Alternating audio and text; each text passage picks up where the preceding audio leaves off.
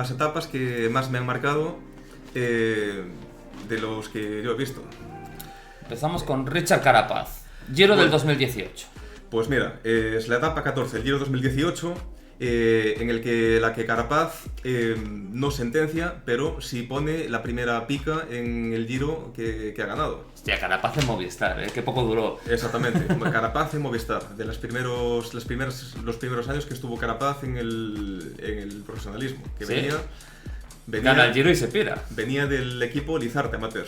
Y gana el Giro y marcha. Pues básicamente, Carapaz ataca a 30 kilómetros de meta en el paso del Rol y le saca 30 segundos en la cima a Nibali y a Roglic.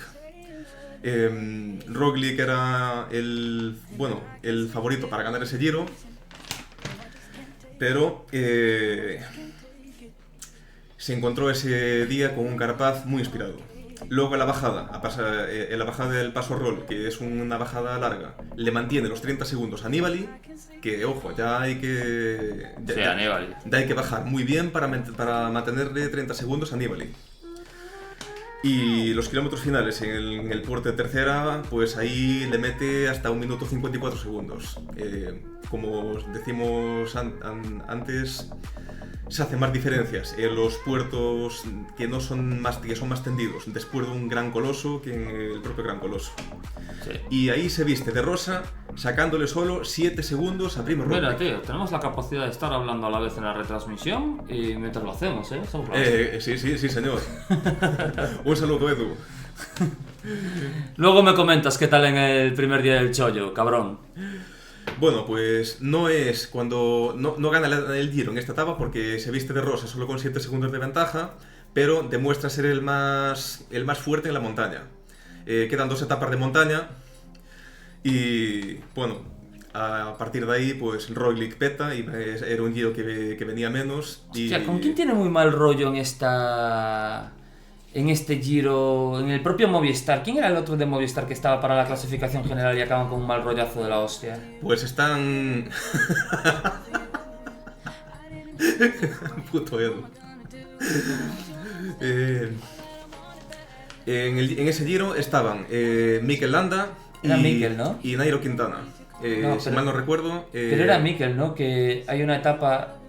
la famosa etapa donde el Movistar decide que en vez de luchar por hacer primero y segundo, se quedan con el primero y hacen primero y tercero en esta general. Pues yo creo que puede ser con Mikel Landa, porque a Mikel Landa le dicen que iba también cuarto o quinta en la general.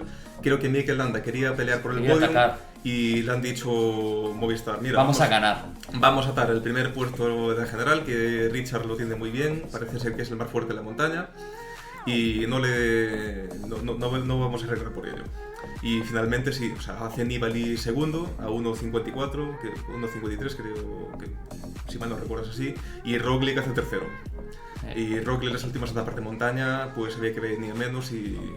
Sí, pero bueno, yo creo que es más importante ganar el Giro que no jugártela, acabar haciendo segundo y tercero y... Correcto, sí, yo creo que ahí han hecho bien. Sí. De hecho siempre se dice que en este Giro Movistar corrió mejor de lo que solía correr los Tours de Francia. Sí, siempre se dijo que habían contratado para un par de años, aunque solo tal, a un director de vueltas italiano, y que precisamente para el Giro, y que por eso lo hicieron tan bien, pero bueno, nunca lo llegó a confirmar tampoco. Siguiente etapa. El Pirata, Europa en 99. Marco Pantani, uno de los ciclistas más queridos en Italia, un corredor espectacular. Yo nunca he visto un escalador... Nairo Quintana. Un escalador como él. Quintana. Bueno, sí. El mejor de la historia. Vale, sí. Ni puta idea del ciclismo, chaval. Tú digas, sí. Pues en este Giro... Quiero que los colombianos del chat, esos que no nos están viendo, pero quiero que cuando subamos este vídeo haya colombianos en el chat criticándole por no decir que Nairo Quintana es el mejor ciclista de la historia de este deporte. Muy bien. Muy bien. Y no ganó 10 oros olímpicos porque Nairo no quiso. Cada loco con su tema. Vale, pues Marco Pantani en este Giro tenía una superioridad abrumadora. Estaba en meta, o sea, todos los días en la meta se ponía un maillot por encima de otro. Prácticamente el rosa de la montaña, el achiclamino de la regularidad, la maglia churra de la montaña. Estaba dominando con puño de hierro. ¿Lo estás comparando a Pogačar? El año pasado. Correcto, sí. Pogačar hizo una exhibición parecida. Solo que Pogačar también dominaba las cronos y Pantani las cronos no las dominaba. Y yo me acuerdo de esta etapa de Europa, que es un puerto muy duro, un puerto mítico del Santuario de Europa, en el que Marco Pantani, a pie de puerto, se le salió la cadena y tuvo que parar. Y bueno, paró gente con él, o sea, Stefano Garcelli y Marco Velo, si mal no recuerdo, en el equipo Mercatone 1, y se hizo una subida desde allí apoteósica, porque los rivales ahora hay un poco más de cordialidad, pero es que de aquella, si el máximo rival tenía una avería, atacaban. Y fue lo que hicieron. Dice la de mi Boledin, que se paró a hacer un pis y le jodieron una vuelta. Bueno, ahí Movistar lo que dijo es que tenían pensado hacer abanicos. Pero bueno, sus máximos rivales que de aquella eran Iván Gotti, Paolo Savoldelli, Laurent Jalabert, Roberto Heras, que fue de primero durante mucho tiempo, Gilberto Simoni, pues aprovecharon para atacar. Y Pantani fue desde atrás, los fue cogiendo a todos uno a uno y ganó la etapa y hizo una subida fiel a su estilo, agarrada abajo, de pie. Vamos. Y a una velocidad que hizo el récord de subida a Europa. Que lo que tienen entre las piernas en ese... Es que la foto da para pensarlo. Lo que tiene entre las piernas en ese momento era por la subida, ¿no? Sí. Pues hizo el récord de subida en 17 minutos y 4 segundos, que es un récord que no ha sido superado a día de hoy. El año pasado Pogačar hizo 17:28 y le había pasado algo parecido, que había pinchado. O sea, tuvo una pequeña caída, bueno, se desequilibra en una curva porque había pinchado de atrás e hizo lo mismo, también ganó la etapa. Sí, de hecho me acuerdo que hubo muchas comparaciones. Hubo muchas comparaciones, sí. Una curiosidad es que Pantani llegó a meta y no sabía si había ganado porque no sabía si había superado a todos sus rivales. Pero te digo una cosa. Igual puede influir en estas medidas de velocidad, claro, un esfuerzo de 17 minutos, esto influye. Marco Pantani, al ser un pelado, un tobogán de piojos, era súper aerodinámico, mientras que Pogačar va con todos esos pelos saliéndole del casco y ahí pierde segundos, ¿eh? Bueno, pues habría que hacer un estudio aerodinámico a ver si eso puede influir o no. Fue mejor Pogačar y le han robado. También se puede decir que Pogačar los últimos kilómetros, o sea, el último kilómetro se relajó un poco y perdió unos 12 segundos. De hecho, se dice que los primeros 3 kilómetros Pantani fue 20 segundos más rápido, en la zona intermedia fue 11 segundos más rápido Pogačar y en la parte final fue 15 segundos más rápido Pantani. Creo que fue por eso, Pogačar sabía que iba a ganar y se había relajado un poco y Pantani apretó hasta el final porque pensaba que no había superado a todos. El último a quien consiguió superar fue a Laurent Jalabert. ¿Qué daño hicieron los pinganillos? Precisamente porque no te avisen por el pinganillos porque haces una mayor exhibición. Bueno, los pinganillos tienen sus pros y sus contras. Sí. No es el debate actualmente. Mikel Nieve, no Mikel Landa, cabrón, que ayer me dijiste Mikel Landa, me tiré 2 horas buscando una foto de Mikel Landa y era Mikel Nieve en Valdifasa 2011. Mikel Nieve, correcto, sí. Bueno, los dos Mikel de Euskaltel, los dos Mikel también que fueron posteriormente en Sky. Y esta fue la etapa 15 del Giro de Italia 2011, que fue ganado por Alberto Contador y que luego el TAS se lo quitó y se lo dieron a Michele Scarponi. Es la etapa con mayor desnivel que he visto nunca. Casi 7.000 metros.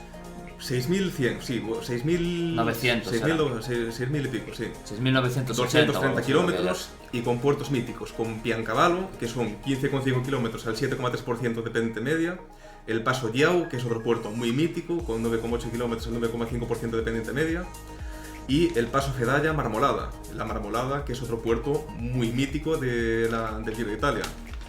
Son 14,1 kilómetros al 7,5% de media y los últimos 10 kilómetros finales a más del 10%.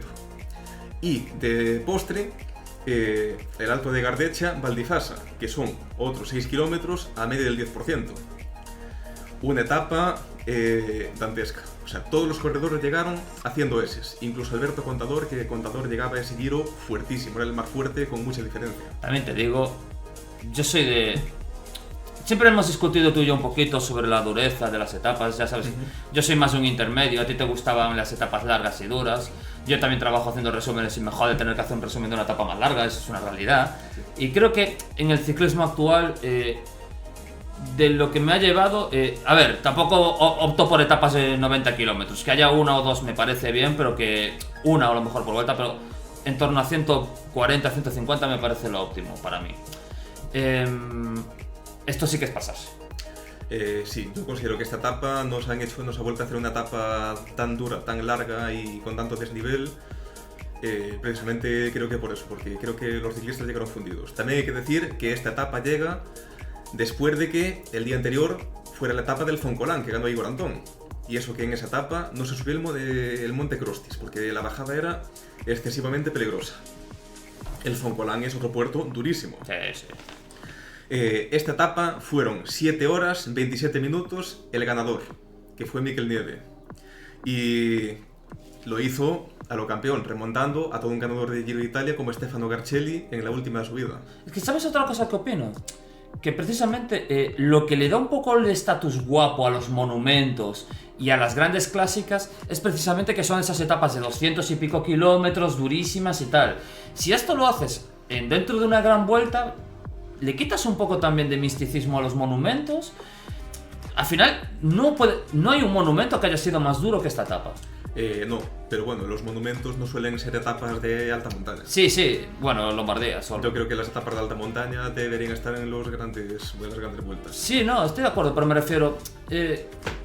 creo que para definir una gran vuelta y para hacer bonita una gran vuelta no hace falta esto. Es decir, está bien, se hizo, queda precioso para los anales de la historia, pero creo que es algo que el ciclismo actual debería de intentar evitar, sobre todo porque... Y lo están evitando. Sí, ya, por eso. A ver, luego es lo que siempre hablamos. A mí ese Tour de Francia en el que gana Egan Bernal, que casi lo puede ganar a la Philippe porque no tiene montaña apenas, eso me parece ya pasarse de límite también, me parece feo. Pero lo que están haciendo últimamente, el Tour creo que encontró, a mí es el Tour de la carrera que creo que encontró mayor equilibrio en cuanto a poner etapas de un recorrido justo, pero provocando siempre espectáculo con grandes etapones. Lo han encontrado muy bien. Mi opinión es que siempre tiene que haber al menos una etapa o una etapa mítica de montaña, un de encadenamiento de colosos alpinos. Sí, eso pero suele haberlo siempre. Bueno, últimamente se ha perdido un poco. Y las cronos... Lo ha perdido la vuelta, pero el Tour la suele meter siempre. Y las cronos yo creo que las han reducido demasiado. Sí, en eso estoy de acuerdo. Que hubiera... Debería haber al menos una crono de más de 40 kilómetros en cada vuelta por etapa, debería haberla. Yo creo que tiene que haber oportunidades para todos. Oportunidades para grandes escaladores, para contrarrelojistas explosivos, contrarrelojistas de fondo, para pinchers que... Sí, eso estoy de acuerdo. Etapas también en donde se varía un poco, con zona Radoquín o de este rato, lo que sea. Estamos hablando que antes había casi 100 y pico kilómetros por gran vuelta de contrarreloj y ahora cuando llegas... Si llegas a 50 es una locura casi. Exactamente, sí. El primer Tour que ganó Contador tenía 100 kilómetros de contrarreloj.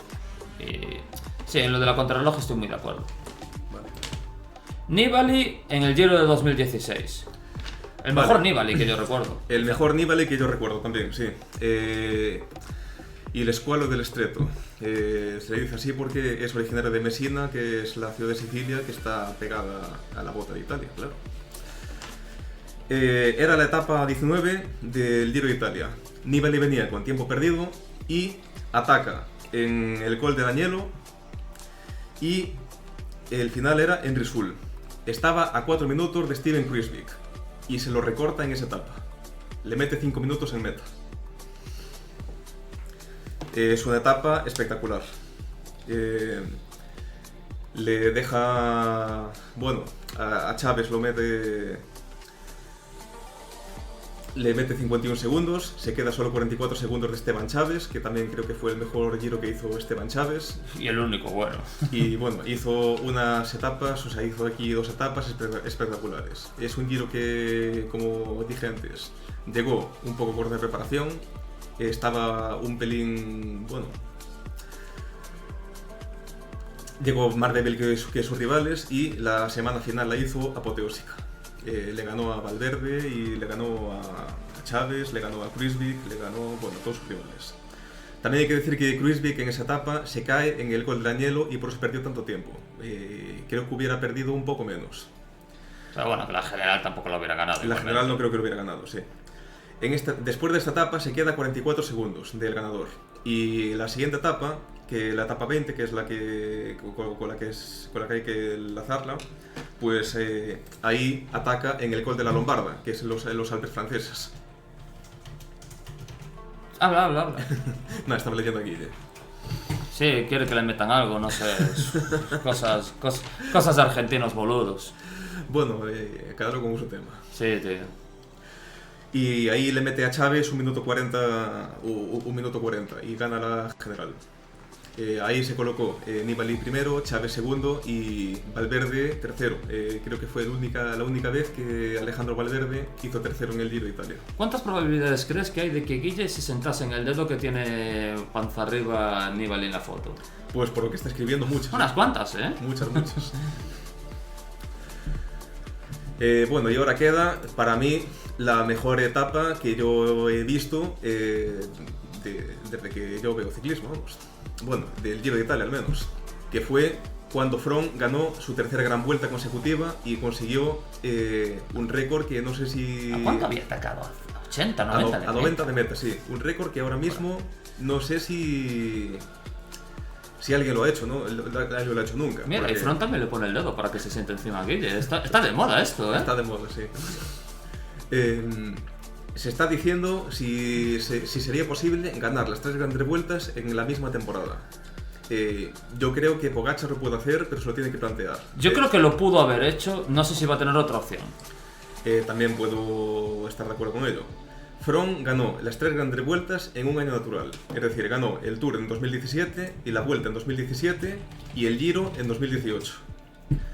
Y este Giro lo ganó también haciendo lo mismo. Llegó corto de preparación al principio y fue de menos a más. Esta es la temporada en la que mayor pena me dio a mí un ciclista, creo nunca, porque Dumoulin, si no recuerdo mal, hace segundo en el Giro, segundo en el Tour y segundo en el Mundial. Correcto, sí. Segundo en las 3, segundo en Giro, segundo en Tour y segundo en el Mundial de Crono.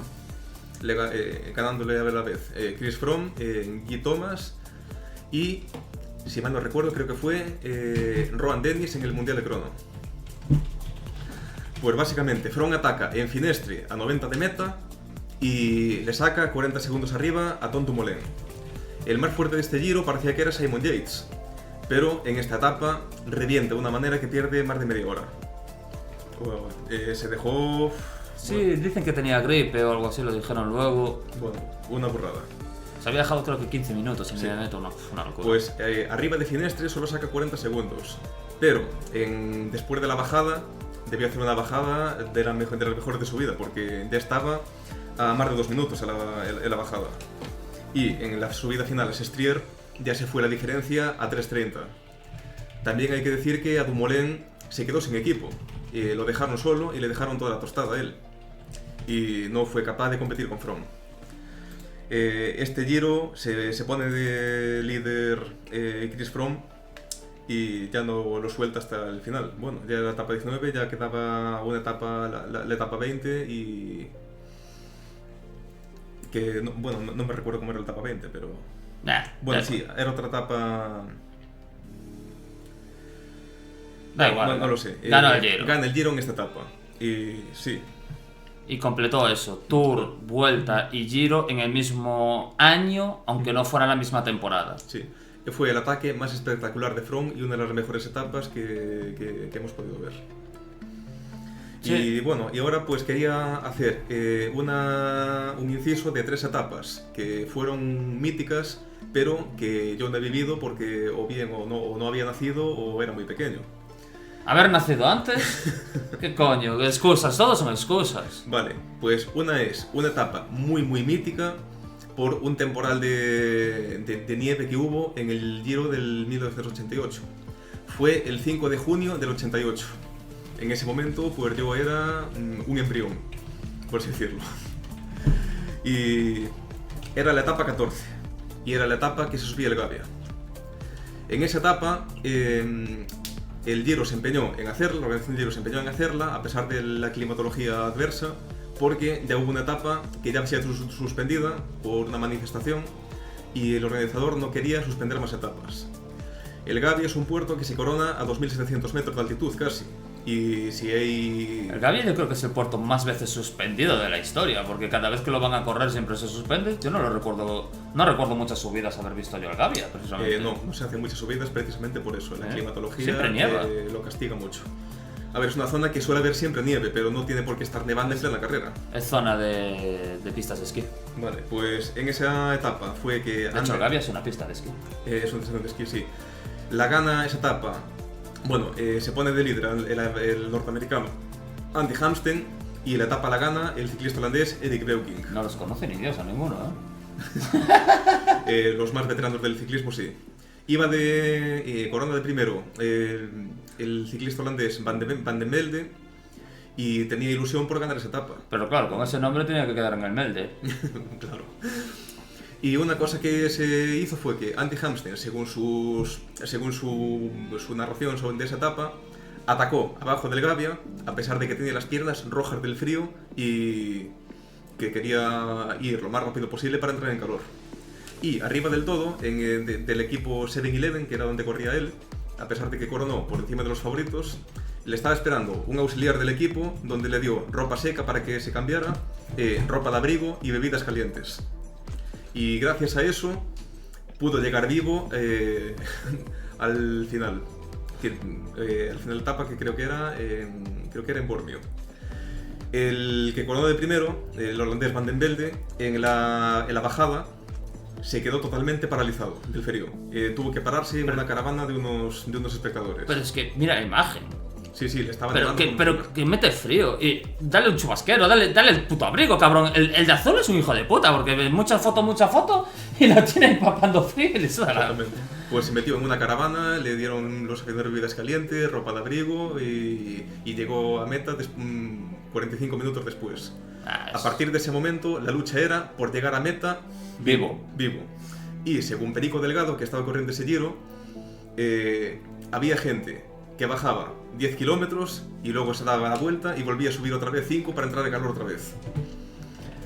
La etapa la ganó Erik Breukink, atacante al final, y segundo fue Andy Hamsten, que se puso de líder del Giro y fue a la postre ganador del Giro de Italia. Después de las críticas que se le hizo a la organización del Giro de Italia por permitir semejante espectáculo dantesco, la etapa del Stelvio, que la climatología era parecida, no se hizo. Siguiente etapa mítica. Mortirolo, 1994. ¿Dirías tú que es la gran petada de Indurain? ¿O una de ellas? Solo una de ellas. Una de ellas, porque creo que la del Tour del 96, cuando le ganó Bjarne Riis, fue mayor. Esta fue quizá una de las grandes derrotas de Indurain cuando Indurain estaba en su prime. Se pensaba que iba a ser el tercer Giro consecutivo de Miguel Indurain. En ese momento, el líder de la carrera era el ruso Eugeni Bersin. Era un corredor muy joven que había superado a Indurain tanto en la montaña como en las cronos hasta ahora. Sí, pero bueno, es un tío que dicen que iba fino, Bueno, cuando estuve buscando para informarme de la etapa, porque yo no la conocía antes de discutirlo, había oído de que ese Giro había petado Indurain, pero no conocía la etapa exacta. Ya, luego leí cosas del fulano que... Bueno, yo no voy a opinar sobre... No, estos son datos fácticos, es que dio positivo, excepto en Coca-Cola dio positivo en todo lo demás, el cabrón. Bueno, era la época que era. Sí, era la época que era, desde luego. No estoy criticando, pero joder, iba el cabrón. Sí, podía ir... Que en esa época no había suficientes análisis para dar positivo y él dio todos, es que... Pues en esa etapa... Pitaba hasta en el alcoholímetro. Un jovencísimo Marco Pantani atacó en la subida del Mortirolo por la parte dura, por la zona de Mazzo y de Valtellina, y se fue solo con Eugeni Bersin. Y Indurain pues fue de menos a más. O sea, dijo que no quiso atufarse porque era un puerto muy duro para él. O sea, Indurain era un corredor muy grande y pesado que no podía entrar en cambio de ritmo. Pantani acabó soltando a Bersin y cogiendo la escapada, y Bersin fue luego superado y sobrepasado por Indurain y le sacó tiempo arriba. Indurain estaba haciendo muy buena etapa. La bajada la hizo muy bien y el equipo carrera de Pantani quiso esperar a Indurain para luego meterle tiempo a todos sus rivales, porque había cogido Pantani también a sus compañeros de escapada.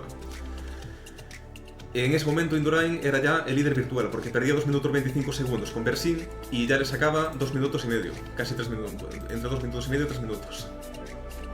¿Qué pasó? Que en el puerto de Bálica de Santa Cristina, que según como dijo el narrador cuando volví a visionar la etapa en YouTube, que está en YouTube, dijo que ese puerto, el que lo catalogó de segunda categoría, lo debió de subir en coche. Porque era un puerto de 9 kilómetros al 8% de media. Y claro, Indurain en ese momento ahí fue donde se le acabó la gasolina. Acabó perdiendo 3 minutos con Pantani y casi lo coge Bersin por detrás, que llegó a poco menos de un minuto. Con lo cual, pues, no se colocó de líder Indurain, o sea, no pudo recuperarle tiempo y perdió ese Giro de Italia. Y no volvió al Giro, ¿no? Después. No volvió al Giro, no. Fue el último Giro que corrió. Indurain me encantó porque perdió una vuelta, no volvió. Perdió un Giro, no volvió. Perdió un Tour y se retiró. Sí. Nunca, no asumió muy bien las derrotas. No, digo que no asumió muy bien las derrotas. Parece que no asumió bien las derrotas, no. Salvo los primeros Tours de Francia que corrió, siendo joven para Jonathan Perico Delgado. Pero porque ahí iba de gregario, ahí no perdía él, sino que perdía Perico. Sí, bueno, pero se dice que en el Tour de 1990 podría haber ganado ese Tour de Francia si no se hubiera quedado esperando a Perico Delgado. Incluso que Perico le dijo tira y él dijo no, soy gregario. Exactamente, bueno. Sí. Los expertos dicen que la etapa del Mortirolo del 24 pudo ser la mejor etapa de la historia. Vale, la última, la exhibición contra el crono, una de todas las 1000 que dio Indurain en el 92. En el 92, sí. La etapa final del Giro de Italia del 92 era una contrarreloj en Milán, última etapa, y eran 66 kilómetros de contrarreloj. Echo de menos unas contrarrelojes así ahora mismo. Indurain era el líder, el segundo era el ídolo local Claudio Chiappucci. El Giro estaba ya sentenciado, él iba a ser el primer Giro para Miguel Indurain. Y a pesar de que Miguel Indurain salía 3 minutos por detrás de Chiappucci, faltando 20 kilómetros para el final, lo dobló. Luego Chiappucci, tirando de orgullo, fue capaz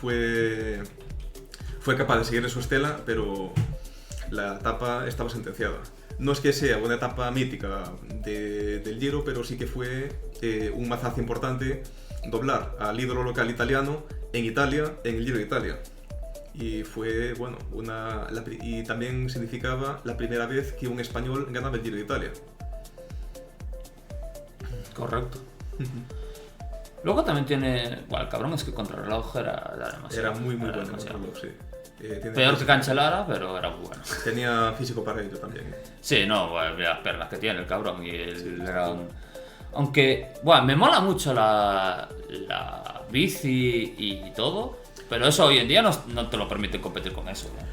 No, esta es la bicicleta espada y no fue esta la bici que usó en ese contrarreloj, pero bueno. No, pues se busque la foto. En la foto ponía esta imagen, igual era una... Aparte me apareció 10 imágenes con esta bici, en serio, ¿eh? Hombre, puede ser, pero esta bicicleta se usó para hacer el récord de la hora. Mira. Pero fíjate que esa no es en el récord de la hora, no es en velódromo, ¿eh? Eso es en... Sí, será en otra, pero bueno, esta es una de las bicis que usó para el récord de la hora y no era esta bici, yo creo que no. Porque aparte Indurain iba vestido de rosa, no iba con el maillot de Banesto. Igual era esta, mira. ¿Ves? Pero me aparecieron varias y al final elegí, pero igual era esta. Era esa, sí, esa sí que es la era esta, pero claro, fíjate que hay como 3 o 4 con esta, entonces claro, pensé que era esta la que había usado, porque había más fotos, por número de fotos pensé que era esta. Viva Nacional de Montevideo, Guille. España ser gol de Iniesta en Sudáfrica. Los 40 puntos de Gasol contra Francia. Nadal ganando el partido del siglo. O la antorcha olímpica iluminando Barcelona. Pero también es Lidia Valentín levantando el mundo, Carolina Marín rugiendo, Cravioto ganando por 1 milésima, o Kiko Martínez noqueando contra pronóstico. Nos encanta lo de siempre, pero no venimos solo por lo de siempre. Ayuso sprintando, Sandor golpeando, Chicusa marcando, Paula dominando, Alcaraz brillando, Aldama matando, Peleteiro volando, Antía remando, Lamín reinando. Suscríbete, porque si compite por España, aquí lo contamos.